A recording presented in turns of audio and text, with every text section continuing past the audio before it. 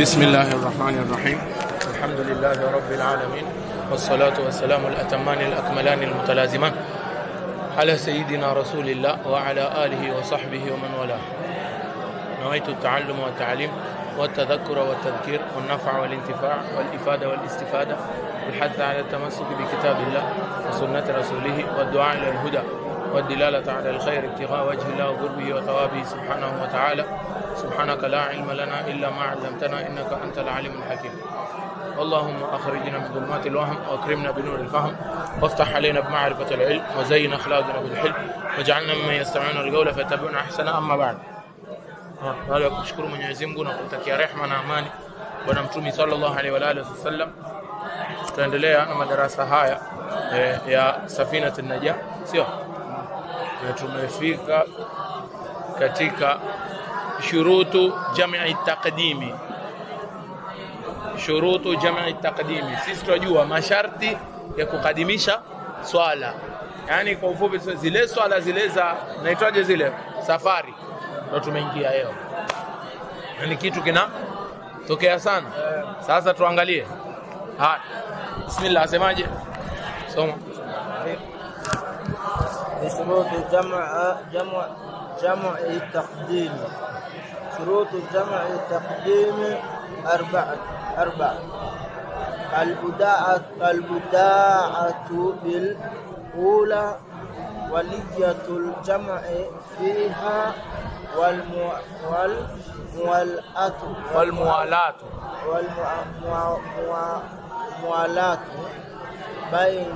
بينهما ودوام العذر. في شروط جمع فصل في شروط جمع التأخير. شروط جمع التأخير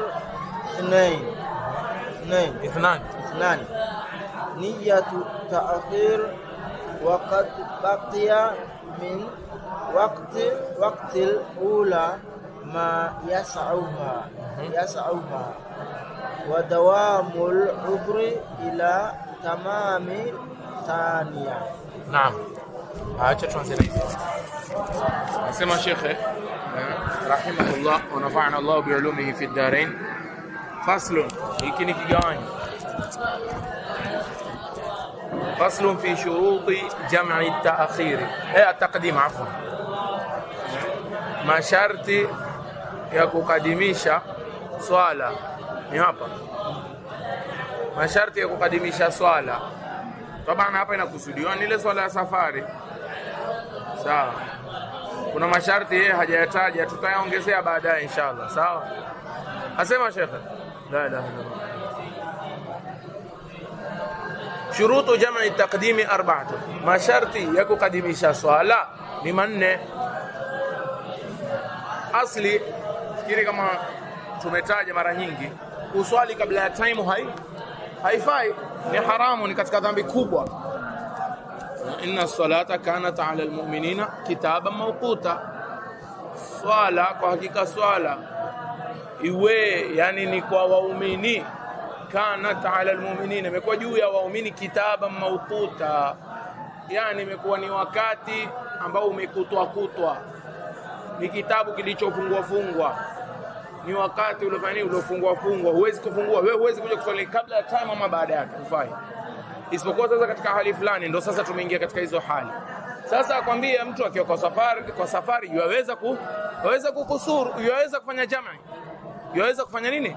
Jam'i, yaweza kuunganisha swala mbili, isipokuwa kuna masharti. Sharti la kwanza akwambia shekhe, albadaatu ama albudaatu bilula, ni kuanza kwa ya kwanza. Yani vipi? Kuanza na ile swala ya kwanza. Wewe ukiwa unataka kujumuisha alasiri na dhuhuri, hivi ndio swala ya kwanza, basi uanze na dhuhuri. Albadaatu bilula, kuanza kwa ile swala ya kwanza, sawa? Lau atafanya kinyume, ataanza na alasiri kisha swala ya dhuhuri, tuombe swala isihi. Yani mfano ameanza na alasiri kusudi na anajua lazima anze na kwanza, yeye akaanza na alasiri. Tuambia alasiri haifanyi nini? Haiswihi. Kisha manake baada ya alasiri si ataswali adhuhuri. Anambia adhuhuri yake imeswihi. Lakini ile alasiri aliyoswali kabla ya adhuhuri haijafanya nini? Haijaswihi. Sawa? Lau atasahau ama bado hajui, yeye ajua bwana, unajua bwana mtu anayoruhusa akiwa yusafiri aunganishe swala. Sasa mimi nitaunganisha. Hajui kuwa lazima uanze na adhuhuri, akaanza na alasiri, ama ameghafilika maskini. Akaanza na alasiri kisha adhuhuri. Tumwambia ile alasiri haihesabiki kwa ni alasiri ya leo. Haihesabiki kwa ni alasiri ya leo. Lakini kama ashawahi kupitwa na alasiri yoyote, tumwambia alasiri inafanya nini? Inalipa ile vizuri, ina represent ile. Ama kama hana alasiri yoyote anadaiwa, tumwambia imekuwa ni sunna, atapata thawabu za sunna. Sawa? Tuko pamoja? Kisha lao ataswali yani swala ya kwanza akaswalia dhuhuri, swali akimaliza akaswali alasiri, mara ikabainika kuwa ile ya kwanza kumbe ilikuwa ni haikuswihi. Kivipi? Labda ameswali katikati ya swala akaanguka najisi kwenye nini? Nguo. Kisha alipomaliza ile swala ile najisi ikaanguka yenyewe, yeye hakujua. Kisha akaswali alasiri, yeye kidhani adhuhuri imeswi. Haya, swali alasiri akamaliza, kumbe adhuhuri haijaswi. Baadaye yeye labda ana CCTV, labda akaona kumbe mingi katikati ya swala kuna najisi iliniangukia. Ama tukipiga mfano mwingine, badala ya kwenda paka kwenye CCTV, labda katikati ya swala kuna najisi ilimwangukia kwenye nguo ama kwenye kishali, na alikuwa ameweka kishali kwenye etoje bega, lakini alipomaliza swala ya kwanza kile kishali akakiweka kando, akaswali swala ya pili bila kisha hajui kama kishali kina najisi, yani kiweka kando toka sema swala ya pili sitaki swala ya kishali. Baada ya kumaliza swala akaangalia kishali aona kuna najisi. Akajua raka ya kwanza swala ya kwanza haikuswihi kwa ajili ya meswali na kuna najisi. Hukumu yake nini? Tumwambia ile alasiri vile vile hukumu yake haihesabiki kwa ni alasiri ya leo. Sasa itakuwaje? Mwambia kama hashai kupitwa na alasiri hii inafanya nini? Inalipa ile. Kama hajai kupitwa na alasiri hada hivi, basi hii sunna tunapata thawabu za sunna. Hawezi kuswali tena. Aweza kuswali adhuhuri na alasiri, kwa nini? Aanze tena mpya. Aanze upya sasa. Kwa hivyo ikiwa anaanza mpya alipi, inabidi sasa aanze tena mpya, zote mpya. Yani sisi tumwambia wewe kama hujaswali leo. Alhamdulillah. Sawa? Lakini ile ilikuwa ni moja pekee yake. Moja ndio haikuswihi. Lakini sasa ile ambayo haikuswihi ni ya kwanza. Kwa hivyo kama ambaye yeye hajaanza mambo ya kuunganisha, kwa ajili ya kwanza haikuswihi, hii ya pili tumwambia haihesabiki kwa ni alasiri ya leo. Tumwambia bwana imeswihi, lakini si alasiri ya. Kwa sababu gani si alasiri ya leo? Adhuhuri bado haijaswihi. Ushaelewa? Sawa? Asema waniyatul jam'i fiha, na nia ya kujumuisha, hii ni muhimu, na nia ya kujumuisha katika ile fiha, yani katika hiyo swala ya kwanza.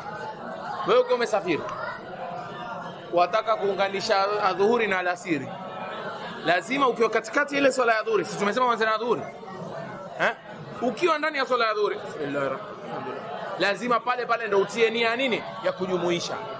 Lau hutotia nia pale, ufai ati baada ya swala asalamu alaykum warahmatullahi, asalamu alaykum warahmatullahi, rafiki yako akwambia haya bwana unajua mimi vile tusafiri mimi naunganisha, wewe ukasema mimi bwana ninasahau, wacha mimi niunganisha. Iswe lazima uunganishe ukiwa ndani ya swala yako. Sawa? Na ni bora utie nia wakati wa takbira ya ihram, ni bora. Lakini hata kama utatia nia kwenye salamu, ile utakotoa salamu ndio ukakumbuka As-salam ukakumbuka, haina neno. Katiania kwa mimi nitajumuisha nitasali na alasiri, imeswihi. Lakini bora ufanye wakati gani? Pamoja na takbira ile ya kuanzia, takbiratul ihram. Kwa sababu gani? Kuna baadhi ya maulama wasema hii nia lazima iwe wakati ule unapoanza ile. Sawa? Tuko pamoja? Wania rakaa hazipungui zile zile. Hapa tuzungumzie kuhusu ile haraka. Kuna watu huwa wanaingiza haya masala mawili kwa pamoja. Hapa sisi tuzungumzia kwanza kujumuisha swala mbili. Ama ile haraka itakuja, hujaisoma bado, itakuja shurutul qasri, kukusuru. Itakuja baada hizi. Nafikiri tutaweza leo kumaliza. Utaona.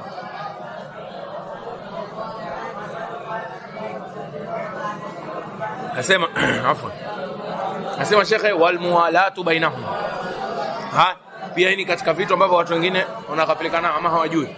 Wal muwalatu bainahuma, na ufanye kufuatanisha baina yao, yani ufanye haraka baina ya zile swala mbili.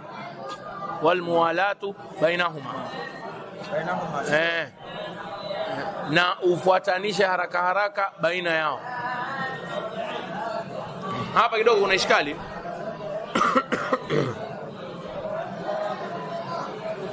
Yani kueleza vipi? Tuseme umeswalia dhuhuri, umemaliza ile dhuhuri, wataka kusali baina yao, baina zile swala mbili.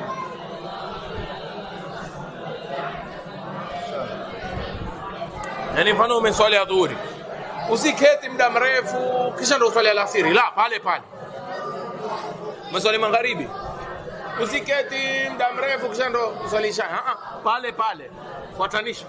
Sawa, isipite zaidi ya kama dakika 2. Kihakika wao wanasema nini? Usipite muda ambao watosha wewe kuswali raka 2 haraka. Usipite muda ambao watosha wewe kuswali raka 2 za haraka. Na wafikiri raka 2 za haraka achukua dakika ngapi kuswali? Sicho kujaribu. Tulipokuwa tunasoma, mwalimu aliwahi akamwambia mwanafunzi ajaribu mbele yetu, akafanya labda kwa dakika na kama sekunde 10. Hapa yenyewe niliwaambia mimi hao watoto wajaribu siku moja. Na kweli pia ulijaribu, tulifanya naye kwa dakika 1 wewe ushapiga. Sasa wewe uketi, umetoa salamu ya dhuhuri, asalamu alaykum wa rahmatullahi wa barakatuh, kisha uketi dakika 5, kisha tuta kuswali alasiri, hiyo ile alasiri isabiki. Sawa? Wal muwalat, isipokuwa mara nyingine wakumbuka tukizungumzia kuhusu tayammum, sijui kama wakumbuka, tulisema ikiwa utaswali faradhi ngapi? Umetayammum yani, utaswali na hiyo tayammum moja faradhi ngapi? Haya, ikiwa unataka kuswali jam'i, utakuunganisha swala 2 za safari, sijui kama wakumbuka. Haina shida, inaweza kama unaunganisha, mimi naona si lazima tupate nao. Wewe basi utakuwa umesahau labda. Sijui ama labda hatukutaja. Lazima ile hata kama naunganisha dhuhuri na alasiri, nitayammum ya dhuhuri na nikimaliza nitayammum ya nini? Ya alasiri. Lazima. Sawa? Sasa basi ikiwa wewe utavunja baina ile ya dhuhuri na alasiri kwa ajili ya kufanya nini? Ya kutayammum, haina neno. Ama kuna wale watu wenye kisonono cha mkojo, sijui kama wakumbuka, pia tukizungumzia kisonono cha mkojo, ni mtu ambaye lazima kila faradhi afanye nini? Atawadhe tena. Mtu kama wewe pia tutamwambia haina neno. Maana wewe lazima hii time lazima utachukua kufanya nini? Kutawadha. Kwa hiyo ruhusa. Sawa? La ilaha illa Allah Muhammadur Rasul. Asema shekhe, wa dawamul udhri ni sharti 4, sio? Wa dawamul udhri, na kuendelea kwa udhuru. Angalia hapa, wa niyatul jam'i fiha. Naona hapa kwako imepungua fiha. Wa niyatul jam'i fiha. Fiha, yani atie nia ya kujumuisha katika hiyo swala ya kwanza ndani yake. Sawa? La ilaha illa Allah. Asema wa dawamul udhri fiha, inua alif fiha.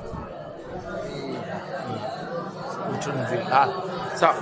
Wa dawamul udhri, na ule udhuru ulomfanya yeye aswali, ule udhuru uendelee. Ule udhuru ulomfanya yeye aunganishe zile swala 2, ule udhuru uendelee mpaka sasa. Hapa amesema uendelee tu udhuru, yani mpaka lini? Yani mpaka apige ihram, apige ile takbira ya raka ya swala ya pili, apige takbira ya swala. Udhuru hapa kihakika ni safari. Udhuru nini? Ni safari. Wewe ukiwa safiri labda kwenye boti, uko nje, fanya sisi hapa tuko Mombasa, tuseme kwetu Mombasa, boti watoka Zanzibar waja hivi. Basi kondiane mwenyewe time imeingia adhuhuri, kasema mimi naweza kufika Mombasa kabla ya time ya adhuhuri kutoka. Basi nimesoma safina bwana, mbona tusifanyie kazi ile fiqh? Wacha bwana niswali adhuhuri na alasiri ndiani. Haya, ukaanza sala Allahu akbar. Ile ukimaliza tu adhuhuri, assalamu alaykum warahmatullahi, usikia lemeli lapiga nini honi, kwa ushafika wapi? Bandarini, kumaanisha ushafika kwenu Mombasa. Ufai tena kuswali alasiri, manake udhuru haujaendelea, udhuru haujadumu, sio sawa. Lakini la, wewe umeswali umemaliza dhuhuri, sasa utakuswali alasiri, hiyo ni jam'i, umeleta alasiri mapema. Allahu akbar, uswali alasiri. Ile umeanza tu Fatiha, yani maana yake ushafika. Je, utaendelea ama utakwambia خلاص alasiri? Utakwambia endelea, kwa sababu udhuru unafaa udumu mpaka ukishapiga takbira ya swala ya pili. Udhuru tu ukishadumu mpaka wakati ule, hata kama baada ya kupiga takbira udhuru utaisha, kwambia ina neno maliza swala yako. Umeelewa ama hujaelewa? Yani takbira ya pili vile yani swala ya pili.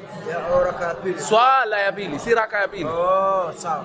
Sasa umeelewa? Swala ya alasiri. Kwa hivyo dhuhuri na alasiri lazima udhuru udumu kutoka mwanzo wa swala ya dhuhuri. Haya, ukaswali ukamaliza dhuhuri. Ulipomaliza dhuhuri ukaanza alasiri. Ile ukipiga takbira lazima pale pia udhuru uwe uko. Basi hivyo tu. Sawa? Haya. Wadawamu al-udhri wadawamu al-udhri. Sawa. Kisha kuna masharti ambayo yeye hajayataja. Kuna masharti ambayo yeye hajafanya nini? Hajayataja. Sharti la kwanza ni adhanie kuwa ile swala ya kwanza imeswihi. Adhanie kuwa swala ya kwanza sio yeye aswali, tuseme ameswali adhuhuri na yeye nadhani adhuhuri haijaswihi. Mfano yani wallahi yeye anaswali anadhania kuwa hana udhu, anadhania kuwa akimaliza swala akaswali adhuhuri imeswihi, adhuhuri haijaswihi. Kwa dhana yake adhuhuri imeswihi, adhuhuri haijaswihi. Uhakika ni pia adhuhuri pia haijaswihi. Sasa kisha baada ya kumaliza adhuhuri akaenda akatawadha, akaenda kafanya nini, ama akahakikisha, si eti akatawadha, wacha ikaja hakika kuwa kunywa maji. Sasa nilikuwa nataka kumwambia upepo ya mdhuru sana. Yeye mwenyewe ana shida ya kifua. Sawa. Wasikia? Wasikia? Mfano baada ya swala ya dhuhuri, sasa tutapiga mfano kuwa yeye ameswali ya dhuhuri akidhania kuwa hana udhu. Baada ya swala ya dhuhuri akakumbuka, mimi ninao udhu sawa. Akaanza kuswali alasiri. Tunaambia haiswi. Kwa sababu yeye tayari alipokuwa kuswali dhuhuri alikuwa nadhani haiswihi. Hapo kumepungua sharti. Sharti nyingine ni ajue kuwa inafaa kujumuisha. Ajue kuwa yafaa kujumuisha. Yaani vipi? Mara nyingi tasafiri watu wengine si wasomi, hawajawahi kusikia labda masala haya ya kujumuisha nini swala. Amekwenda kwenye safari Unasikia? Sasa mtu ametoka na nyinyi safari, mashallah, da'wa pale, ukifika ndiani unataka kuswali. Kaswali, imamu akageuka, kabla ya kwanza akageuka imamu. Akamwambia bwana, angalia sisi ni wasafiri, kwa hivyo tutajumui. Wewe uko pale nyuma hujui masala haya. Ama mtu yuko pale nyuma hajui masala haya. Ndio mara ya kwanza. Yaani yeye kwa hivyo hana uhakika. Ati kumbe yafaa kujumuisha, yeye yadhani haiwezekani. Haramu wajumuisha.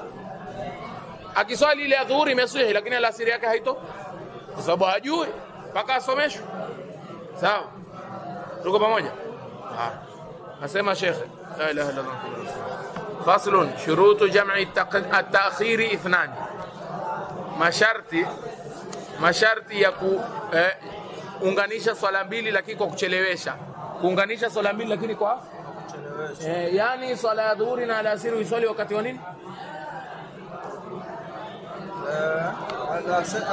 Swala ya dhuhuri na alasiri uswali wakati upi? Wakati wa alasiri. Ile takdimi ni swala ya dhuhuri na alasiri uswali swala nini? adhuhuri, ama swala ya magharibi na isha uswali swala ya wakati wa magharibi. Sawa, ile ndo takdimu. Taakhiri ni hii, adhuhuri na alasiri uswali wakati wa alasiri, ama magharibi na isha uswali wakati wa isha. Hii ina masharti mawili tu, hii ina masharti mawili aliyoyataja yeye hata tosheka nayo. Asema la kwanza, niyatu taakhiri wa qad baqiya min waqti al-ula ma yasauha. Niyatu taakhiri wa qad baqiya min waqti al-ula ma yasauha.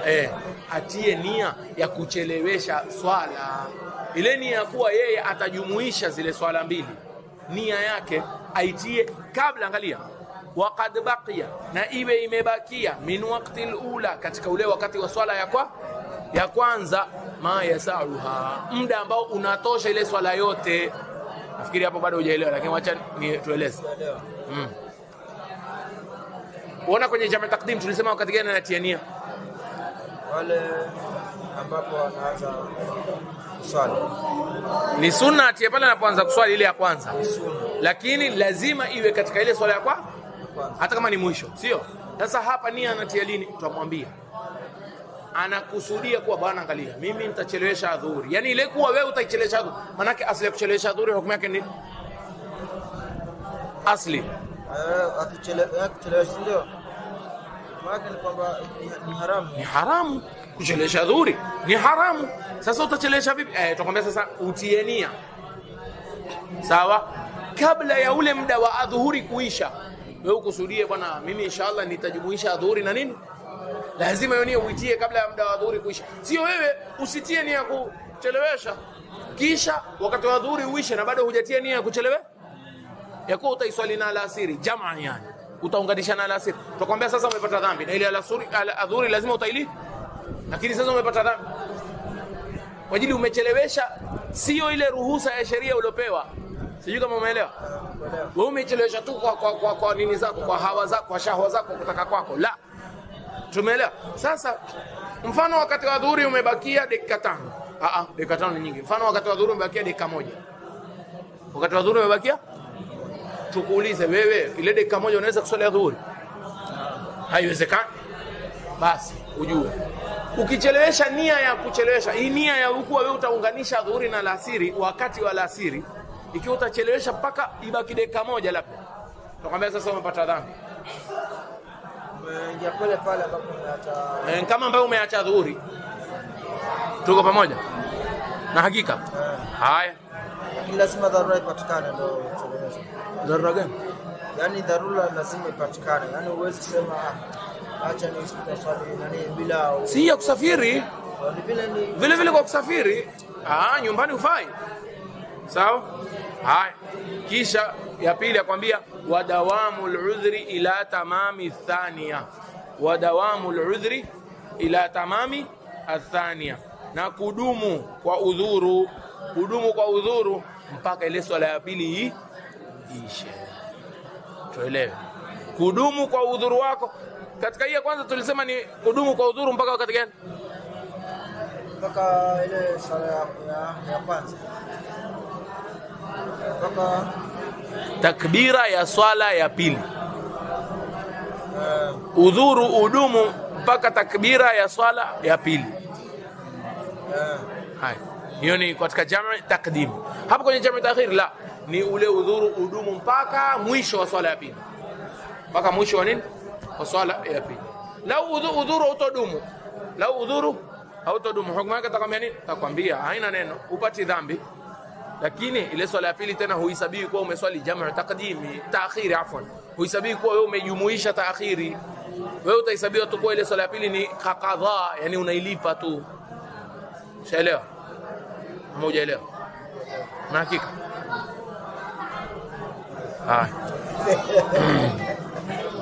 Kabla ya kuendelea sasa, kuna masala ambayo yanaweza kutokea, watu wanauliza hukumu ya kujumuisha swala mbili wakati wa ugonjwa. Mgonjwa maskini, je, anao haki ya kujumuisha swala mbili? Asli ya madhehebu yetu kwa haifai kujumuisha na kukusuru swala, ni ruhusa za kusafiri tu, na labda ukiona mvua. Tutasoma kwenye kitabu kingine mambo ya mvua. Sawa? Sasa mgonjwa maskini hawezi. Je, aweza kujumuisha dhuhuri na alasiri? Ajumuishe magharibi na isha? Ndio aweza ama hawezi? Kwa madhehebu yetu asili ya madhehebu ni kuwa kufanya. Isipokuwa al-Imam an-Nawawi akachagua kuwa la, unaweza kujumuisha kulingana na dalili alizotufahamu yeye, ni kuwa unaweza kujumuisha dhuhuri na nini? Na alasiri ikiwa mtu ni mgonjwa. Na magharibi na isha ikiwa mtu ni nini? Na hii ndo fatwa inayotolewa. Yaani kauli hii ya Imam an-Nawawi ndio inayotumika kutolewa nini? Fatwa. Kwa hiyo ukiona mgonjwa ama mtu mzima ambaye amegonjeka sana, mwambie bwana, angalia, sijisumbue bwana. Wewe tawadha mara moja uswali adhuhuri na alasiri. Swali adhuhuri na alasiri. Kisha uchelewe ungoje. Yaani maana yake aswali adhuhuri na alasiri wakati gani? Wakati wa adhuhuri. Kisha atakuwa na nafasi nyingi atapumzika. Kisha aswali magharibi na isha wakati wa magharibi. Shaelewa? Hiyo ni kauli, yani itabeba watu wengi. Sawa? Itabeba watu wengi. Wallahu a'lam. Sasa nasema hapa shurutul qasri. Faslun bi shurutil qasri. Masharti sasa ya kukusuru swala. Shurutul qasri. Shurutul qasri 7. أن يكون سفره مرحلتين وأن يكون مباحا والعلم بجواز القصر ونية القصر عند الإحرام وأن تكون الصلاة رباعية ودوام السفر إلى تمامها وألا يقتدي بمتم في جزء من صلاته. نعم مالذا أسمع شيخ فصل شروط القصر 7. Hakika hapa kwanza tanabaisha jambo ambalo labda pia mimi nimeghafilika kulitaja, na wewe umeashiria kuuliza kuwa hizi swala za safari tunaweza kuswali 4. Ona tulipozungumzia kwa mgonjwa ana ruhusa ya kujumuisha, yani lazima swali 4 bwana. Hakuna sehemu swala inaruhusiwa kupunguzwa isipokuwa ukiwa katika safari. Hakuna sehemu swala inaruhusiwa kupunguzwa isipokuwa ukiwa katika. Hili ni muhimu sana tulijue.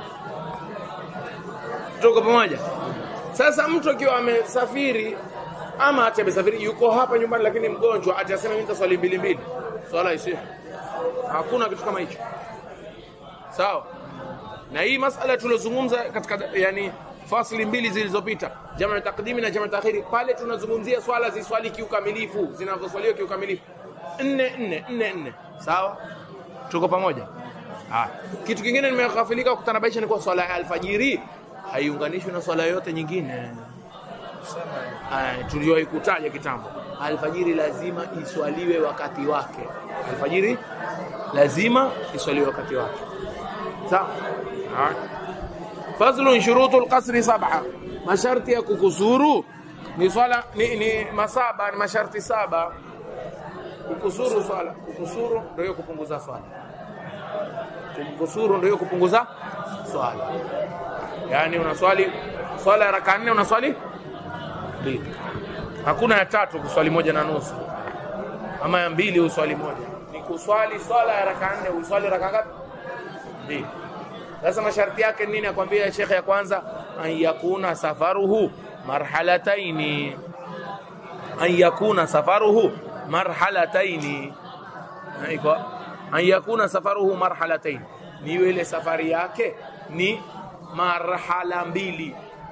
Ni nini marhala 2? Marhala 2 ni nini? Hii takriban inakuwa la ilaha illa Allah Muhammadur Rasulullah. Hii takriban inakuwa ni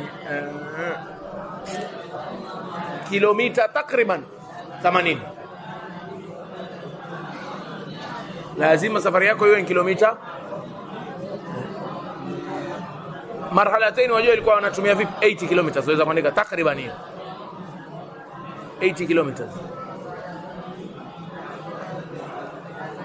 Wajua marhala mbili nini? Wao wanasema marhala, yani wajua hayo mazungumzo haya ni wakati huu hakuna macha kilomita wala nini, sio? Sasa wanapima kulingana na muda uliotumia kupita masafa fulani, masaa. Marhala moja ni yale masafa ambayo hutumika ama yanahitaji wewe ukipanda kipando chako na ngamia wako wa kawaida pamoja na mizigo kidogo, yanakuchukua mchana mzima. Usiku unapumzika, unatembea mchana. Sasa yale masafa ambayo wewe umetumia mchana mzima inaitwa marhala. Inaitwa nini? Sasa marhalatain ni ni yale masafa ambayo wewe unatumia kwa mchana miwili. Shaelewa ni ile masafa. Sasa wakaja wakaangalia ni dhiraa ngapi, walipima kwa dhiraa. Wakaangalia wakafuatilia mwisho wakaja kaona ni kilomita ngapi, 80 na ngapi? 80. Inashuka mpaka 77 takriban kwa uhakika, lakini ndio hivyo kidogo kuna maneno. Kwa hiyo tuchukue kilomita 80.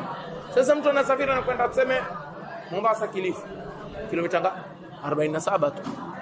Hufai kufanya jamu. Hufai kufanya jamu.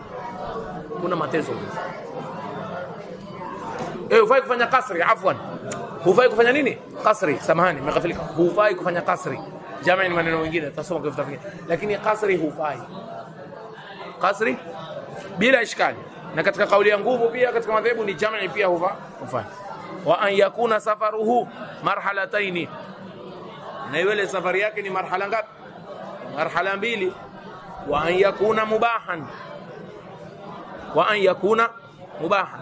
Tuko pamoja kwako iko ama? Wa an yakuna mubahan. Hiyo kwanza wa an yakuna safaruhu marhalatain. Safari yake iwe takriban kilomita 80. Sawa. Wa an yakuna mubahan. Sawa. Na ile safari yake ni ya mubaha, amekwenda kufanya kitu cha mubaha, sio amekwenda kufanya kitu cha nini? Cha kuasi. Yani mfano mtu bwana amepanga, bwana mimi waliadhubillah naenda pale Nairobi, naenda kumwangalia mwimbaji fulani wa kike. Ile safari yake si mubaha. Wa an yakuna safaruhu mubahan. Wa yakuna mubahan aina nani? Manake safaruhu tayari shatajwa huko. Yani na ile safari yake iwe ni kilomita 80 na iwe ni ya mubaha. Unaelewa? Si lazima utemeseme ati na iwe hiyo safari yake, sio? Sio. Sasa ile safari ni anao ruhusa kusafiri ile safari. Sio yeye la ilaha illallah muhammadur rasulullah. Anasafiri kwa kufanya maasi. Inaweza kwa ile safari ni wajibu.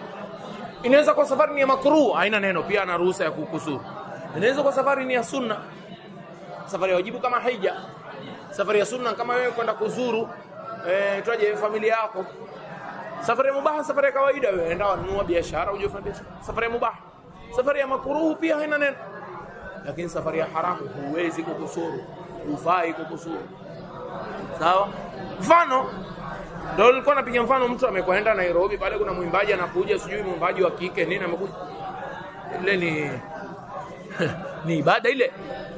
Si ibada, ni maasi. Basi wewe uende mpaka kule Nairobi. Ni distance kubwa sana, kilomita zaidi ya 500. Utakusuru au hufai kusuru? Kwa nini ukusuru? Siko safari. Safari yenyewe ni maasi. Sawa, kwa hivyo haifai kukusuru katika safari ya maasi. Lakini mara nyingine mtu anaweza kufanya maasi ndani ya safari, bado anaweza kusuru. Tuelewane. Kuna tofauti. Mtu ile safari yake ni maasi. Manake huyu mwenye kusafiri kwenda kumwangalia tuseme muimbaji.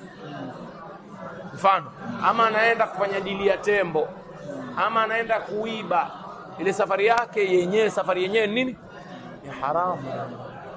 Kwa hivyo hafai kukusuru. Lakini mtu mwingine amesafiri, akifika ule mji, yeye amekwenda kununua biashara.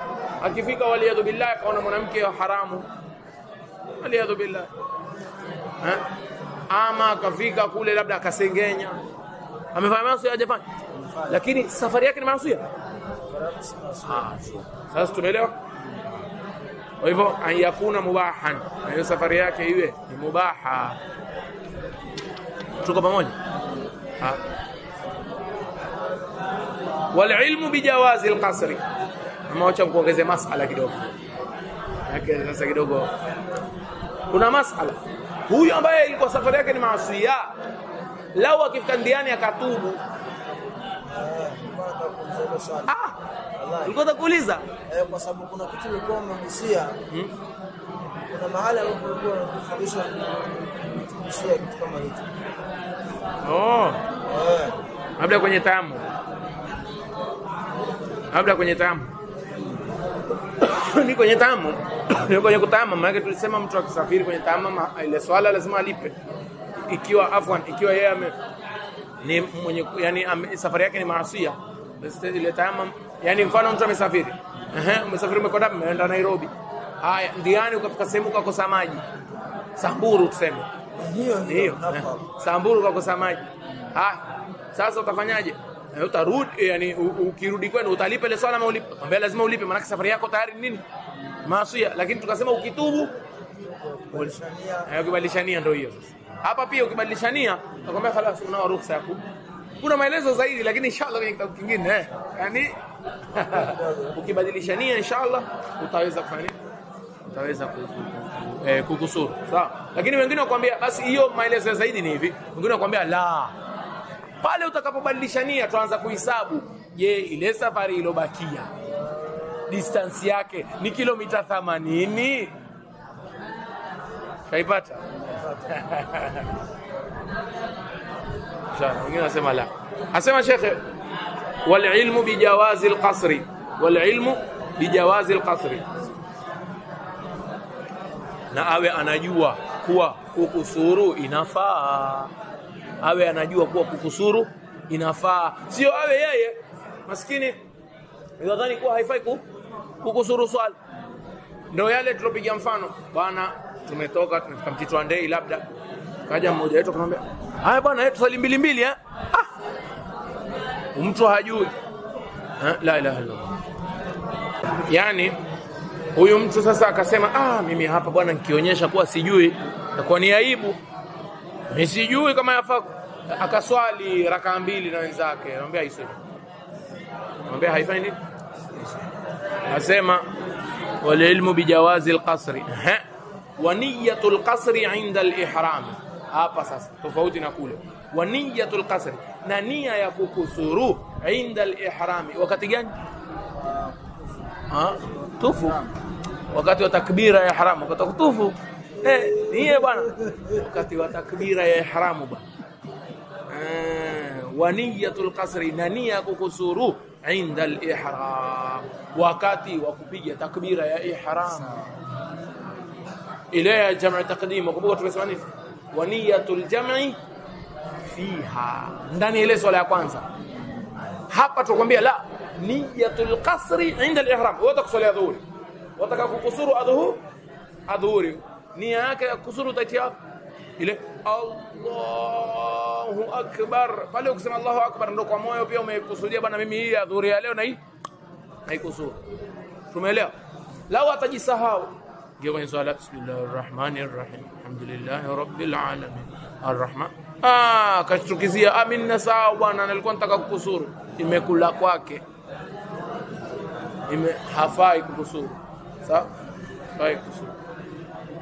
Asema wa niyatul qasri 'inda al-ihram, kisha asema wa an takuna as-salatu. Na hii nia lazima ina hakika nayo. Yani mfano Allahu ametia nia, hakutia hatujui, lakini akaendelea swala kifika katikati, bwana mimi ninatia nia ama ombe kama ambaye hujatia nia. Kwa hivyo lazima umalize raka 4. Lazima amalize raka 4. Manake anashuku, je nilitia nia ya kasri ama siku? Tumwambia basi kama ambaye huku kutia, lazima umalize raka 4. Hawezi anza tena swala. Hakuna. Akishaanza bila ya nia ya kasri, kumaanisha imekuwa adhuhuri kwake, lazima raka ngapi? Lazima amalize. Hata kama atibahati mbaya katika swala itavunjika ile katawadha nini, naomba wewe ishakuwa ni lazima uswali 4, ni lazima. Sawa, itakuja mfano huo baadaye utaona. Sawa, wa niyatul qasri inda al-ihrami, na nia ya kukusuru wakati wa kutia nini, wakati wa takbira ya ihram, wa niyatul qasri inda al-ihram. Hai kisha asema naam, wakati leo swali lazima nia, yani nia lazima aweke kabla ya kupiga takbira. Yani ikiwa mtu anaswali ile swala ya kawaida, si lazima aweke nia kabla ya si kabla. Nia huwa ina ihram pamoja. Umesahau bwana ule wakati wa ihram, lakini ukitanguliza tu kidogo hivi pia ina neno sasa.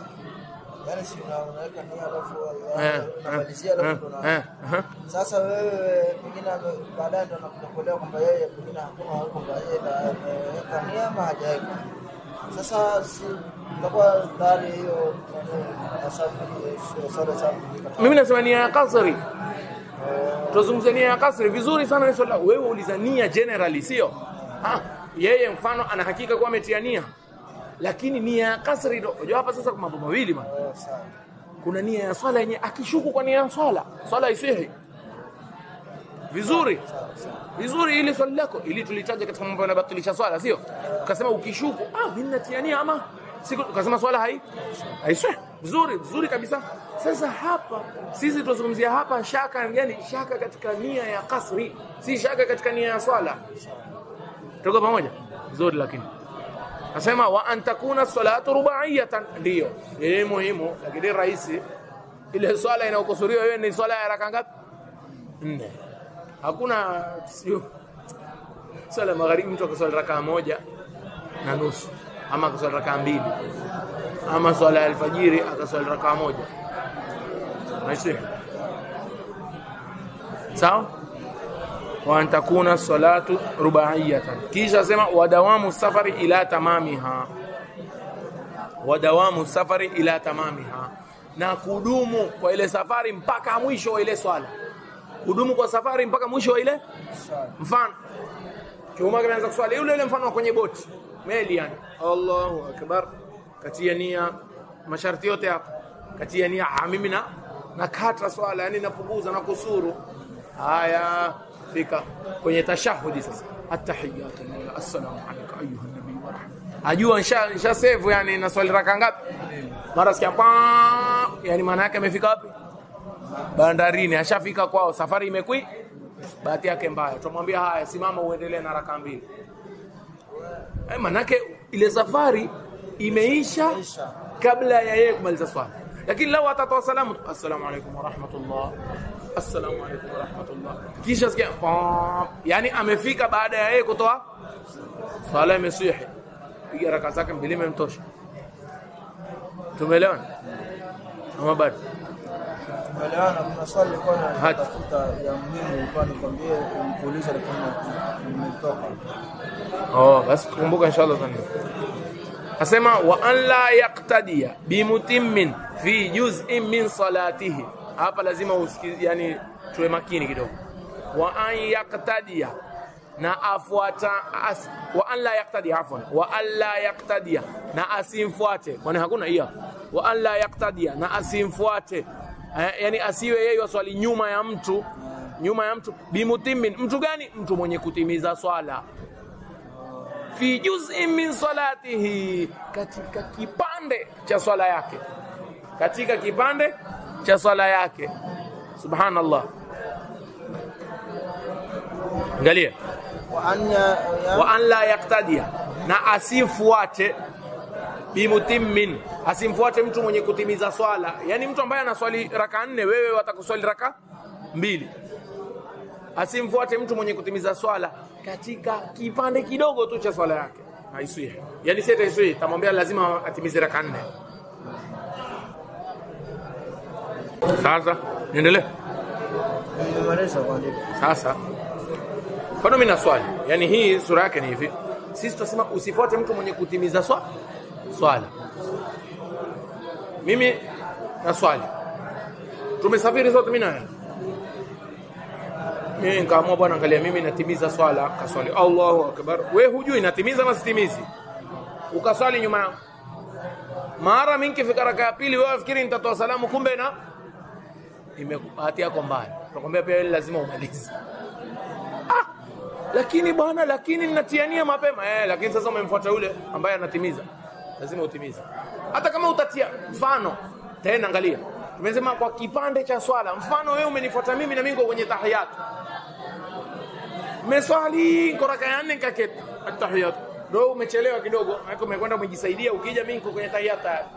Ukasema huyu si tusafiri naye labda ama kitu kama hiyo. Ukaingia kwenye Allahu Akbar. Ukaketi. Chuma mimi nikatoa salamu. Wewe ukaamka. Kama mimi nimeswali 4 lazima uswali 4.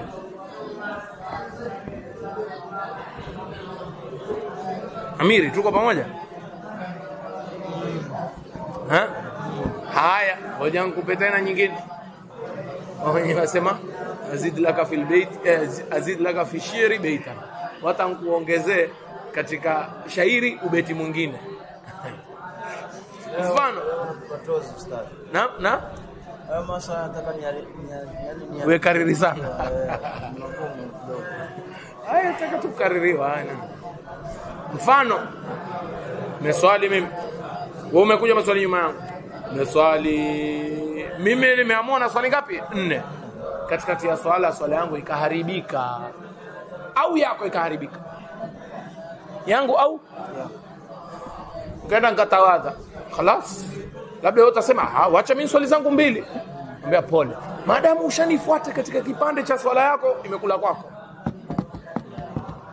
Sawa, tuko pamoja? Haya, mara nyingine unaswali nyuma ya mtu hujui, huyu bwana hapa kidogo haya magumu zaidi. Wewe umekuja msikitini, umepata watu wanaswali, hujui ni musafir ama ni mtu anayeishi pale, ni musafiri ama ni mtu mwenyeji pale. Yule lazima utimize kuswali nyuma yake, hata kama baadaye utakuja kujua kumbe yeye bwana ni msafiri, yeye pia ameswali 2 shauri zako. Sawa? Lakini ukaja ukapata mtu la wewe una hakika ni msafiri, lakini sasa una uhakika je atapunguza ama je ni tofauti. Yule kwanza wewe hata hujui kama ni msafiri. Huyu wa pili wewe unajua ni msafiri, lakini sasa huna uhakika atakata atakusuru swala ama hata kusuru. Mtu kama huyu wewe una haki tia nia ya kukusuru, akikusuru utakusuru naye, akimaliza tukwambia lazima umalize. Hali ni tofauti, masaili ni mingi. Masaili swala ustadi. Katika hapo yani ukiwa na swali hiyo unajumuisha swala takdim na swala ya dhuhuri, alafu hapo unaanza kuswali swala ya alasiri. Ni lazima swali 2? Si lazima. Takdim si nimekwambia ni 4 ukitaka. Sawa. Sawa? Kwanza waweza kupunguza na usijumuishe, naweza kujumuisha usipunguze. Yani nikisema waweza punguza usijumuishe, swali ya dhuhuri raka 2 wakati wake, adhuhuri raka 2 wakati wake, kisha ungoje wakati wa alasiri ifike uswali alasiri raka 2. Pale utakuwa umekusuru, lakini huku jumuisha. Opposite, waweza kujumuisha usikusuru. Yani adhuhuri na alasiri ukaswali wakati mmoja wakati wa adhuhuri, lakini 4 haina. Waweza kukusuru moja nyingine yani waweza kuzijumuisha na moja uswali kamili na moja ukusuru. Naweza kufanya zote. Sawa, nimekuelewa sasa. Kwa hivyo hiyo adhuhuri pia unaweza kufanya raka 2. Ndio. Alafu ile ndio kaswali raka 4. Ndio. Ama ile ukaswali raka 2 adhuhuri na ile ukaswali raka 2 vile. Ndio. Sawa. Bora tu masharti yatimie. Sisi nini yetu bora masharti yafanye nini? Yatimie. Sawa. Sasa kuna masharti hajayataja hapa. Kama matatu. Kuna masharti yeye hajayataja. Kwanza ni ile safari iwe ni itaje niwe ina yani la ilaha illallah muhammadur rasulullah, unajua uenda wapi. Safari yenyewe wajua uenda wapi. Sio bwana wewe safari uenda utaujui. Bwana mimi naenda tu bwana ardhi ya Mungu pana. Ardhi ya Mungu pana lazima ujue uenda wapi. si atukwambia tu wewe wajua exactly mimi naenda bana mimi naenda pande za Nairobi sawa. Naenda pande za Kisumu sawa. Haina nini. Sawa? Hata kama labda hujui utashukia wapi yani exactly lakini haina nini. Kwa hivyo kwanza ni wewe unajua. Kisha la ilaha illallah muhammadur rasulullah. Asikusudie kutimiza akiwa katikati ya swala. Ameswali Allahu akbar. Swala ya kwanza mara katikati ile raka ya kwanza akasema wacha bwana mimi nitimize. Akishanuia kutimiza anamwambia sasa lazima swali nne. Lazima swali ngapi? Hafai ku nini? Sawa, hafai kuja ati kusema anapunguza. Haya. Nyingine ni awe amevuka mipaka ya mji wake. Awe amevuka mipaka ya mji wake. Yaani hufai wewe kukusuru na bado uko Mombasa. Wewe kama ni mtu wa Mombasa ile adhini sasa alikuwa kusema naam, yani mtu wewe kwa mfano kwani ni Mombasa unataka kusafiri ati asema bwana unataka kusafiri ati wasafiri sangapi bwana, ndege ya sangapi mfano ama basi wewe mwenyeji wa Mombasa, mkazi wa Mombasa, basi ni sangapi? Basi bwana ni mfano yani basi ni saa 7 mchana ama niseme saa ngapi? La basi saa 8. Basi ukaingia msikitini pale Shibu, wataka kuswali ukasema bwana kwa vile mimi ni musafir wacha nipunguze ya dhuhuri. Haiswi. Manake hujavuka mipaka ya nini? Ya mji. Kwa hivyo ni ruhusa kupunguza swala baada ya kuvuka nini? Mipaka ya mji. Inshallah kuna masharti mengine tutasoma katika vitabu vingine. Inshallah kesho sasa Mungu akitupa uhai na uzima kesho hakuna. Kesho kutwa tutaingia kwenye itaje masharti ya Ijumaa. Tutaingia sasa kwenye swala ya Juma. Na khutba na nini? Sallallahu ala sayyidina Muhammad an-nabiyil ummi wa ala alihi wa sahbihi wasallam. Alhamdulillah awwalan wa akhiran.